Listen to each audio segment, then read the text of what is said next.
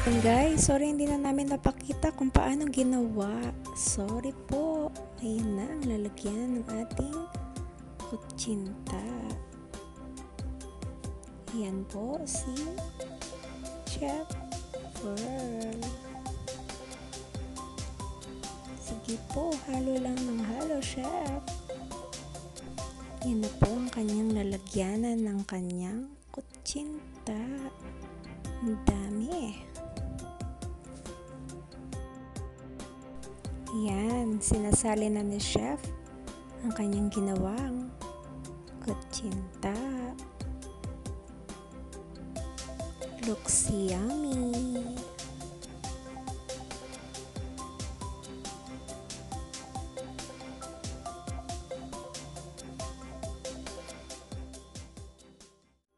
Ayan, second layer na ang kanyang ginagawa. Antayin nating matapos. Ayan, ang dami na niya nagawa. So pag naluto yan, akin lang yan.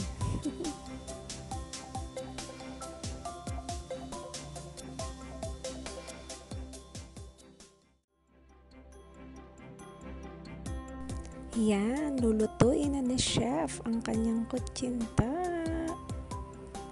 Ayan, tingin-tingin muna tayo sa mga halaman. Ang gagandang tignan. Antay tayo ng 15 minutes. Ganda ng flowers. Yan, kumukulo na siya. Ayan, selfie time naman. Hi, Pearl! Taran! Ayan na guys, luto na po ang kutsinta ni Chef Pearl. Looks yummy! Ayan, hi! Sabi ni Chef.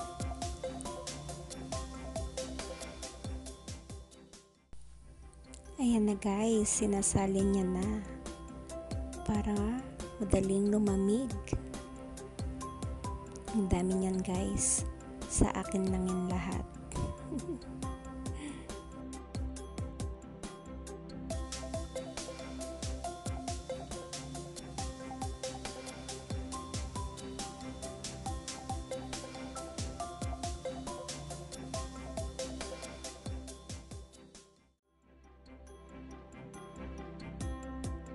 Ayan, at dahil malamig na, tuturuan na ako ni Chef Pearl kung paano tanggalin sa kanyang pagkakalagay. Ikutin lang daw ng ikutin at tusukin sa ilalim.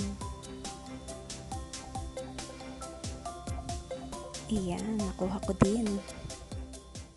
Saya, sarap oh. Ikot, ikot. Yan.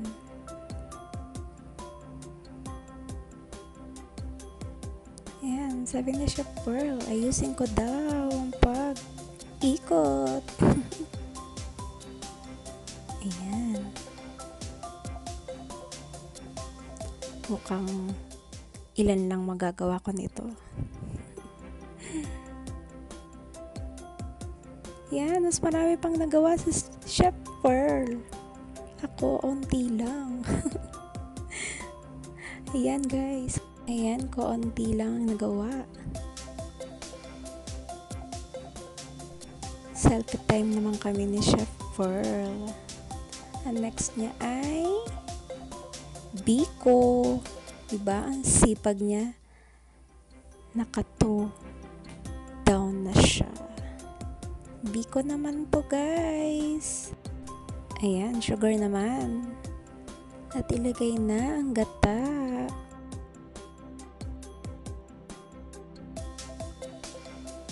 Next naman ang brown sugar. Haluin maigi.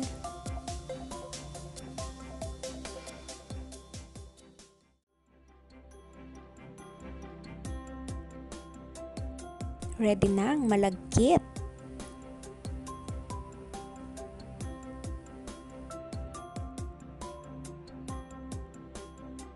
Ayan guys, ang sarap. Malapit na siyang maluto.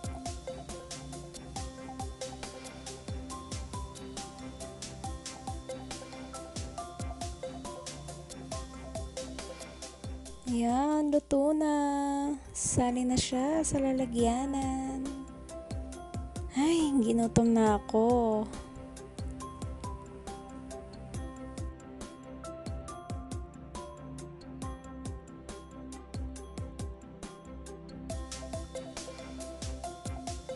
Yan na ang Biko.